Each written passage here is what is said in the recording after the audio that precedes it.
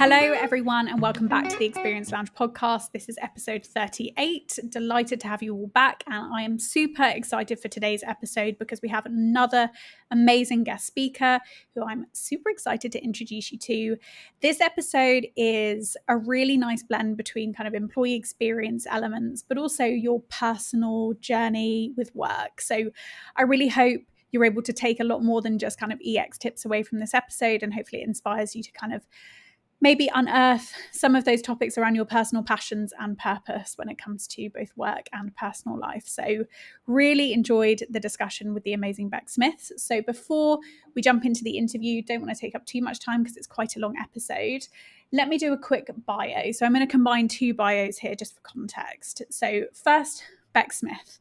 So she is a HR consultant with over 20 years of experience across a broad range of functions, including employee experience, employer branding, internal and external recruitment, organizational design and capability, as well as instructional design, facilitation, and career coaching. So a really extensive HR background. But also, I want to introduce her, I guess, her more personal bio, which I think is certainly a really great reflection of her. So known as your cheerleader for change, Bex Smith is a speaker, trainer, body psychotherapist, counsellor, wellbeing mentor, corporate facilitator, and people and change consultant. She is on a mission to help you feel successful by making life more purposeful. Inspired by nature, her groundbreaking new model, the Art of Yin, combines change intelligence with emotional intelligence to help you concentrate on feeling successful when the measure for success is constantly changing.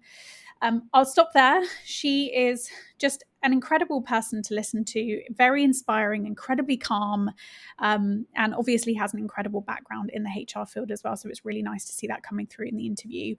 I will leave all of her social links and her website down below if you want to go and connect with her. I know she does one-to-one coaching, so that might be super relevant for you. And also go and connect with her on LinkedIn as well if you want to learn more about her professional background too. So a huge thanks to Bex Smith for joining us. I loved this interview and I really hope you do too. Let us know what you think on Instagram or LinkedIn or wherever it is that you're connecting with us as well, and enjoy the episode. Well, hello, Bex. Welcome to the podcast. We're delighted to have you on. And to everybody watching or listening, I am so thrilled to introduce Bex Smith, our cheerleader for change and our group people experience partner at Oricon. I hope I'm saying Oricon correctly. Perfect. Fantastic. So, Bex, why don't you get us started with a little bit about you and your journey into the employee experience space? Great. Well, thank you very much for having me. And I'm very excited to share this conversation because employee experience and really people experience as a whole has been something that I've been very passionate about and pretty much started in my teens with a trip to London, actually.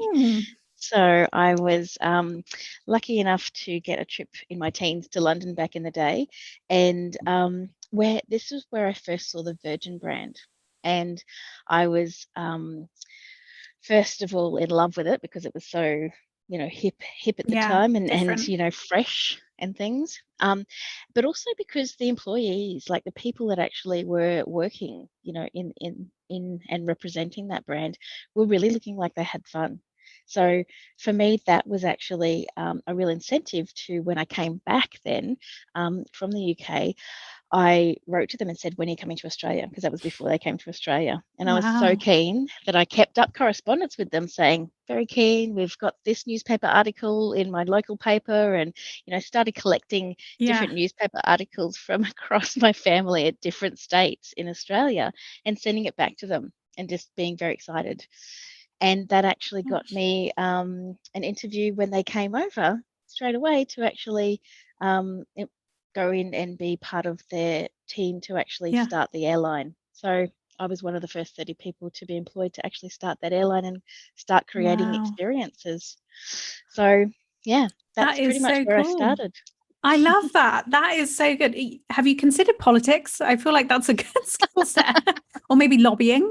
That would also be a great route. But that's an awesome story. And also, I think, quite reflective of the power of brand and like customer advocacy, conversion into employee advocacy. Like, that's incredible. Absolutely. And then I was able to, create my own experience and help create experiences for those that are traveling. And then, really look at that whole, then going to learning and onboarding people and what that Yeah. meant for new people coming on board and really living and breathing that. So, and I think it's really attached to that entrepreneurship piece. I've Mm. always wanted to, be part of something bigger, but also feel the feeling that goes with that, not just being a part of it as an Yeah. individual. So, yeah, experience is a big part of my life. Wow. I love that. And that translates very nicely into your passions, which hopefully we'll tap into a little bit more in this podcast. So, but before we get into that and the topic of today's conversation around kind of purpose mainly, tell us a bit about your current role at Oricon and kind of what have you seen over the last couple of years, maybe trends or things emerging. I know it's been a tough couple of years for everyone, but yeah, any observations from you?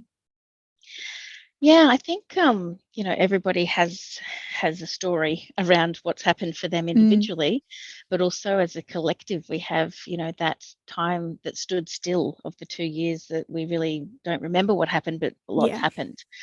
Um, and I think that's a part of that, you know, that pause in time that where we've actually been able to grow a lot, and in growth there was reflection time. So I think that's been one of the biggest benefits. But it's also been a challenge at the same time, is that standing still time. Mm, So some people not got to, but had to stand still and not do anything.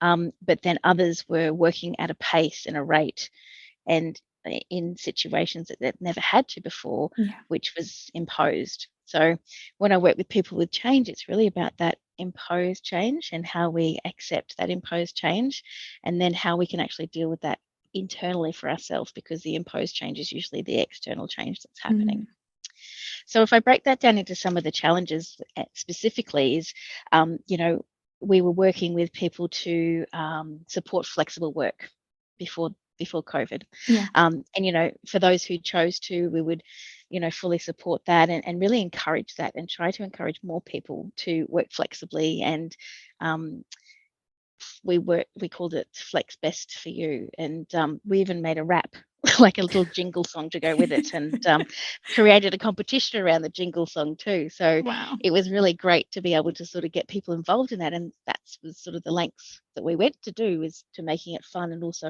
Mm, accessible to everybody. And then I guess the challenge came when we had to actually turn that on and enable it for all. yeah. So it was no longer something that was sort of like if you chose to do it, it was actually that it created a real tension for the organization to have to then provide it to everyone all at the same time. Yeah. And I think that all at the same time in EX especially is, you like to do some prototyping with experience before you need to scale.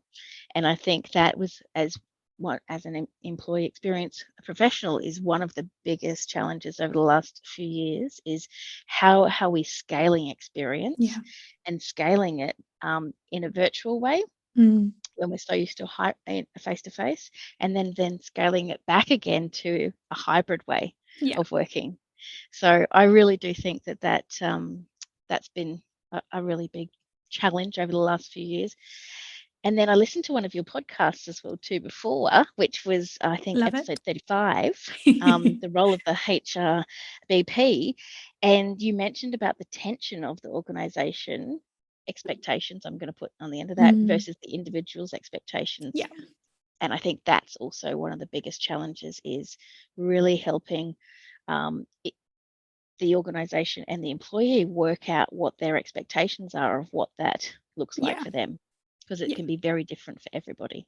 Mm, yeah. Totally agree with you. And it's really interesting because you mentioned kind of pre-pandemic, this shift towards making flexible working a thing within your organization. And I think we often forget that. Like pre-pandemic, like we were really trying to get people to embrace this.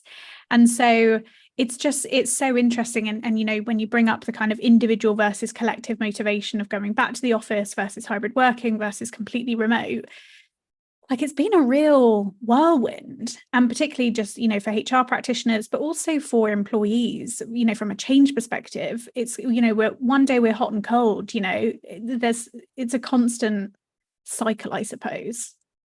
Absolutely. And psychological safety used to just be, how do we prepare people to be in the office and working together, in a destination that doesn't include home necessarily all the time. But now there's like boundaries are blurred so much with where people are and how they're feeling about where they are and what they're doing, and lots of different things that it's been a real interesting I guess shift too, to think about change with emotion, and having to sort of think about the emotion or the well-being. I put that, well-being's not just the physical well-being, it's obviously the mental, spiritual, psychological, all the rest of it. So all of those layers of self that an individual then has to be involved with just to do their job and just to be present can be a lot, can be a real lot. Yeah, And how does the definitely. organization support that, and whose responsibility is that? Like, Yeah, there's so much involved in that. absolutely agree. And I wonder, and we touched on this in previous episodes as well, the emotional weight for employees, especially those who are working hybrid or are stepping into fully remote roles. I don't know if we've fully unpacked that as well. So, if you're part of a hybrid team, but for whatever reason, you have to work 3 or 4 days from home because you're in a different location or you have childcare responsibilities or something like that. I don't think we've actually really considered the mental weight of that and the concern, the anxiety that can often induce. We talk a bit about proximity bias and am I going to be missing out on opportunities? Do I get FOMO from not being in the office?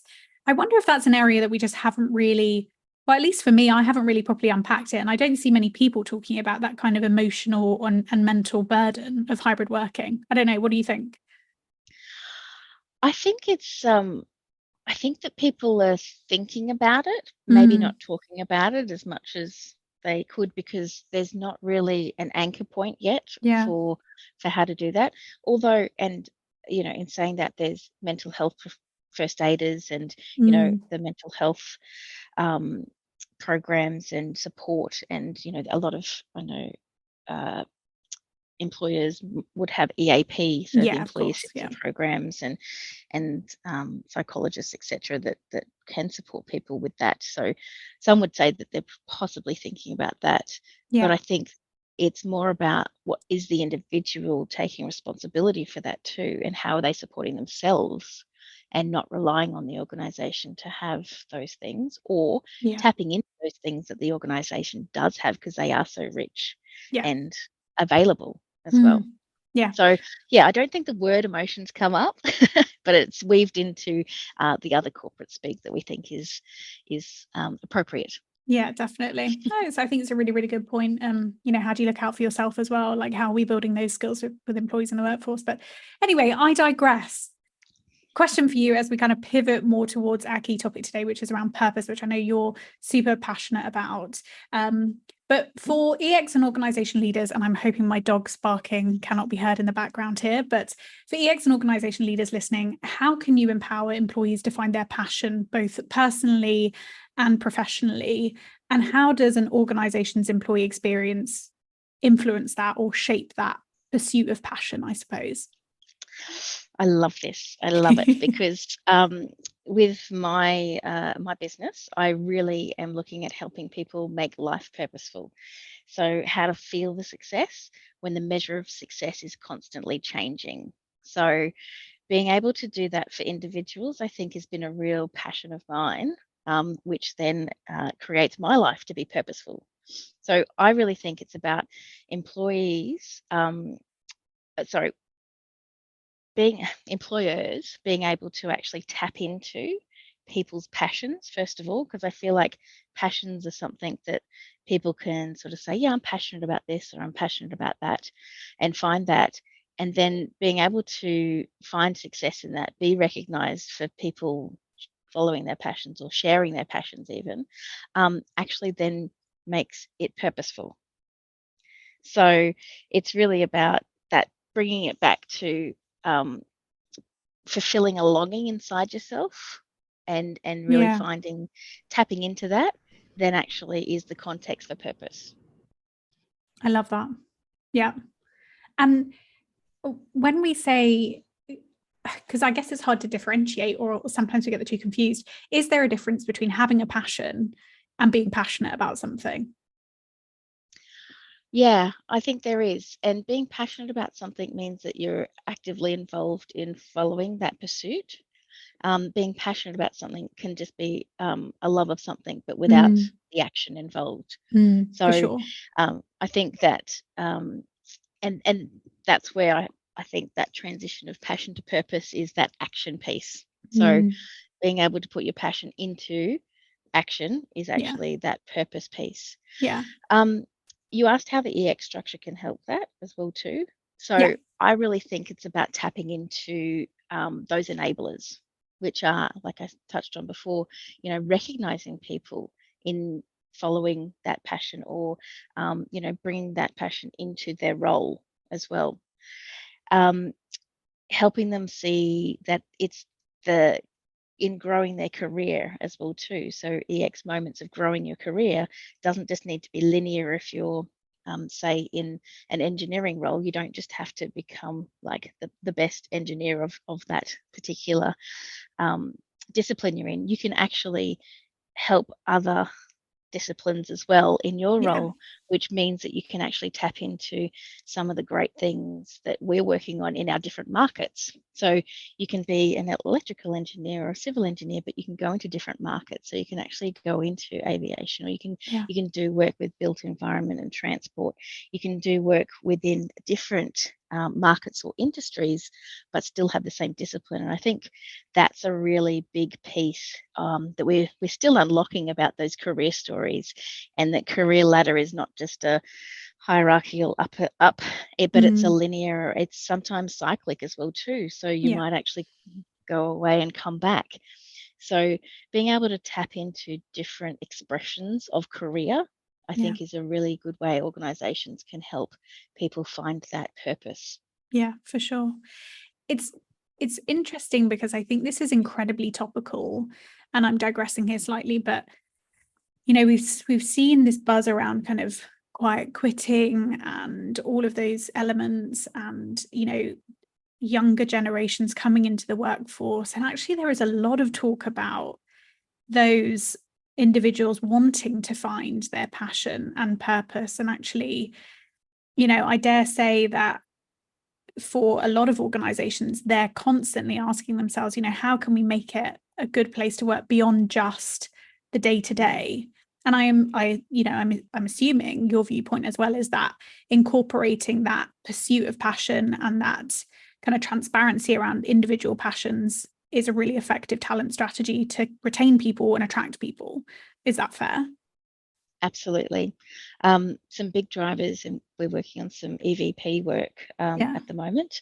And, making a difference is a really big moment that matters in relation to, people and who they choose to work with.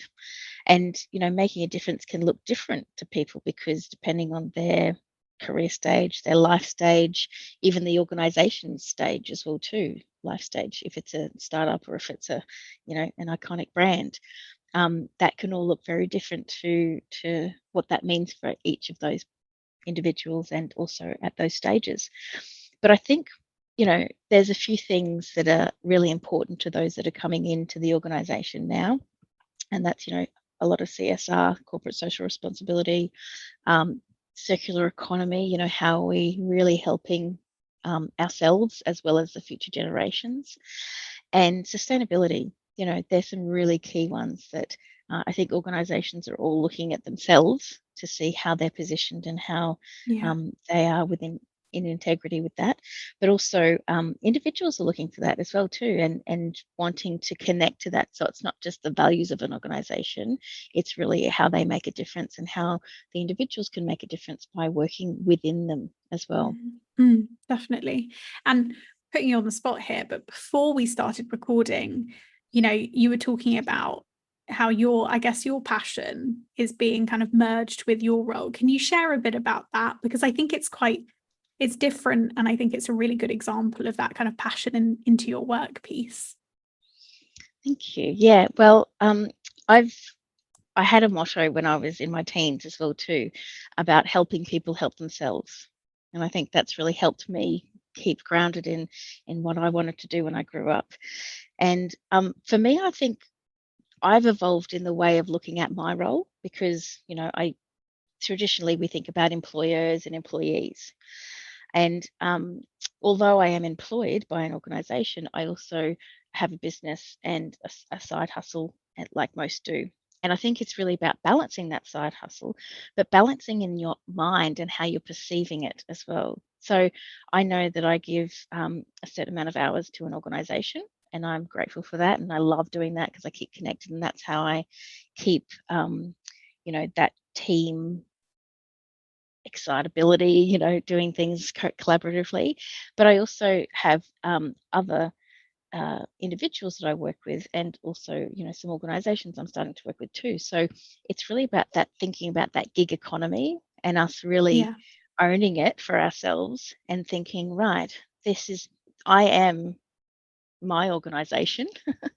And I am the entrepreneur for that. And I'm going to choose to spend my time doing this because I believe in it, with these people, and I want to make a difference here and with that person, because I really want to help them and support them to make their difference with that ripple effect that they're going to do.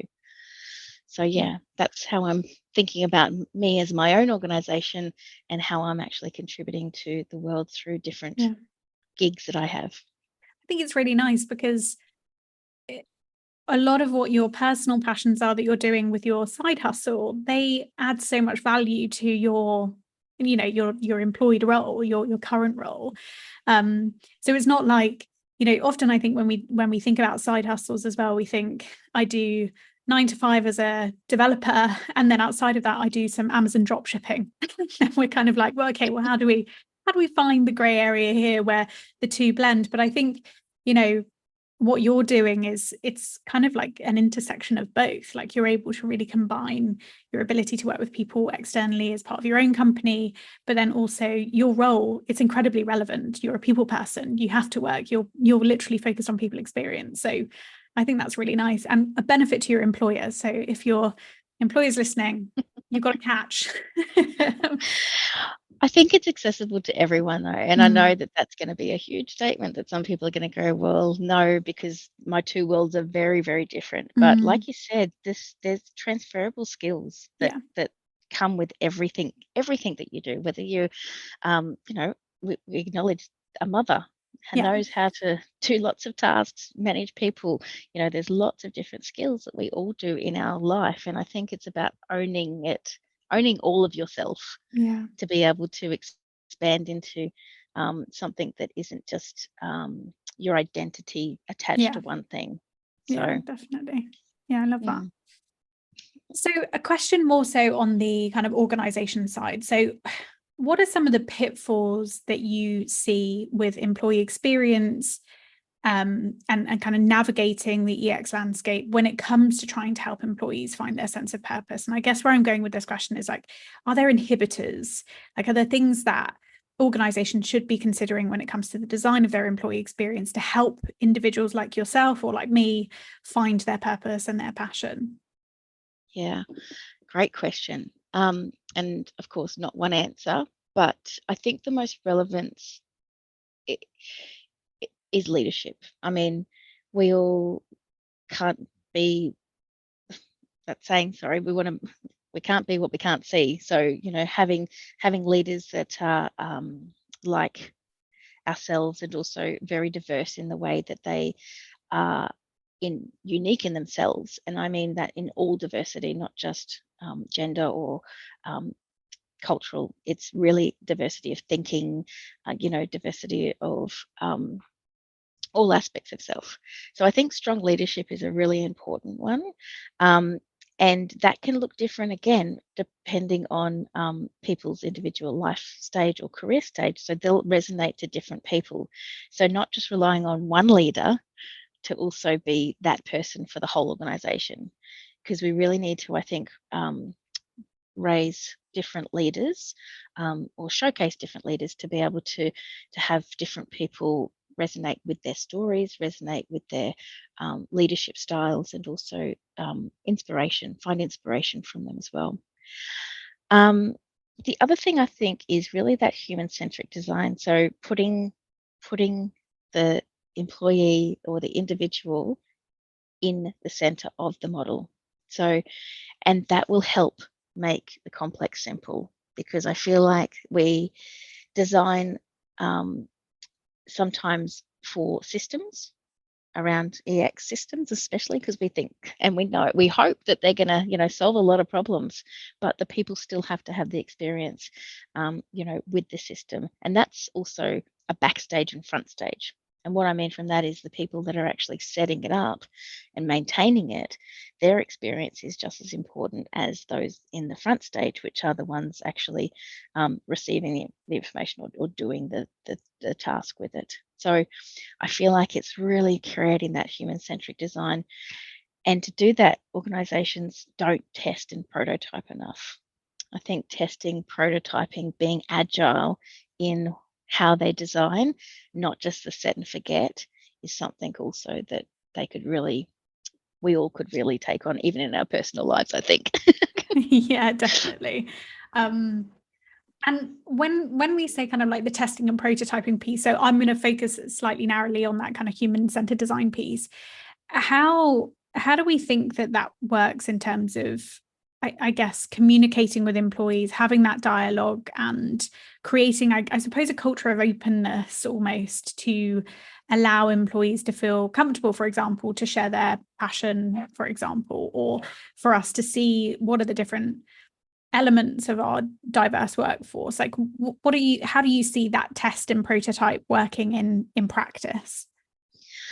I think it's really about that, creating that feedback loop and the real-time feedback loop and the in the flow of work feedback loop.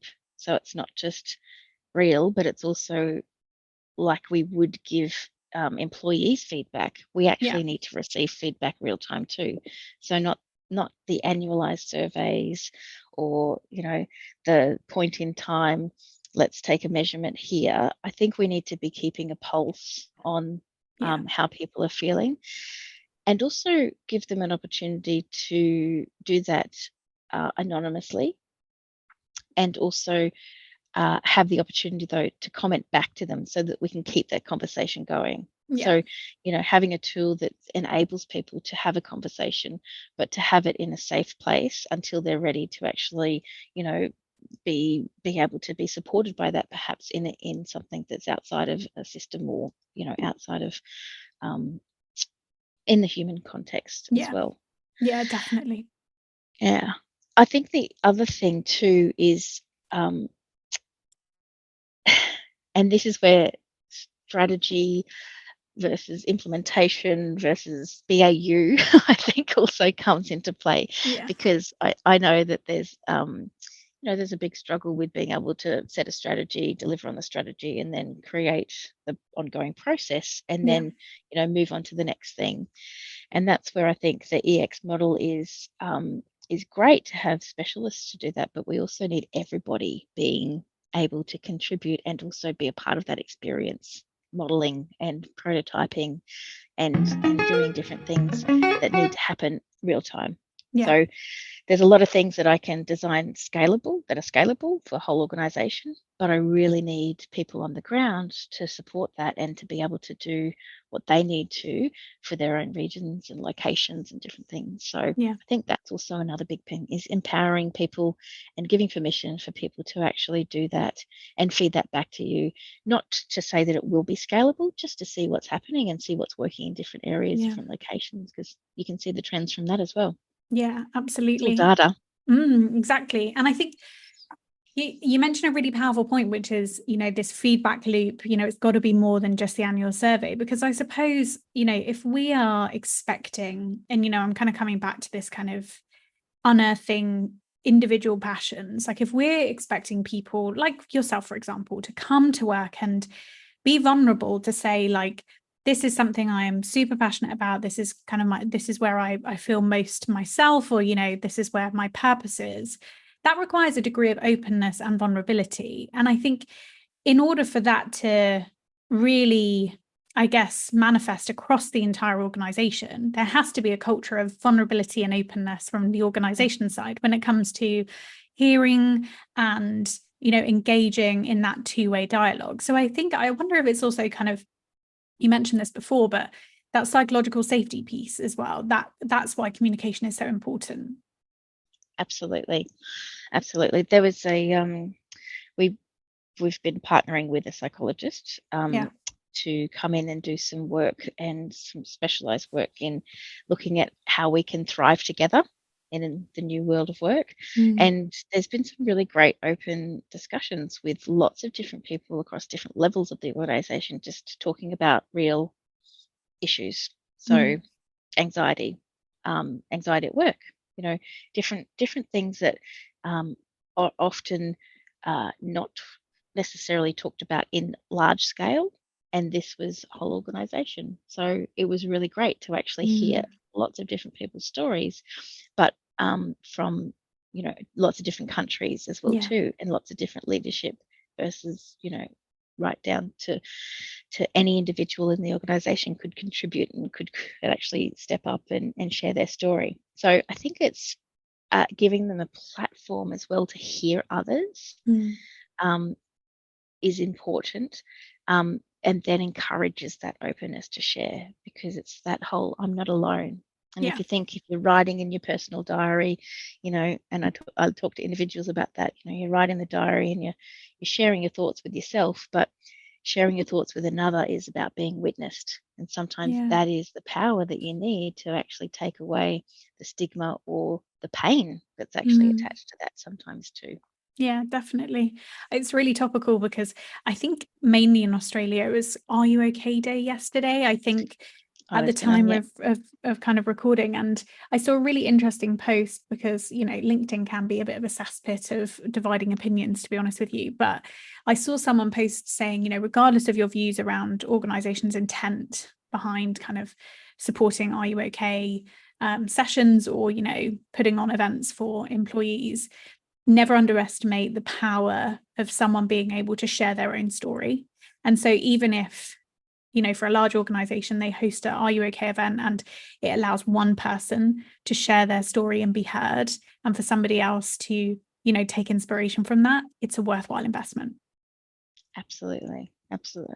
And yes, I totally agree. And sometimes it's also about that continued conversation or that post-day reflection to be able to support people, I think, if they did get triggered and they didn't know they were at this time, and then in reflection, they're feeling something from that too. So I think that it is an ongoing conversation, but it's also great to have a touch point to actually highlight it, to be able to help people to also reflect and acknowledge that maybe something is going on for them, and then they can do something about it.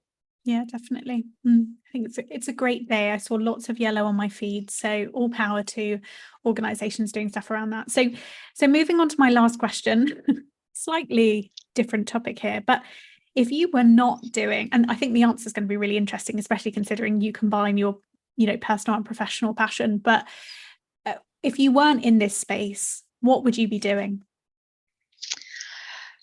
I always say to my husband, I could be anything I want to be. I love that. And he says, but you couldn't be an astronaut or a doctor. And I'm like, I could be if I really wanted to be.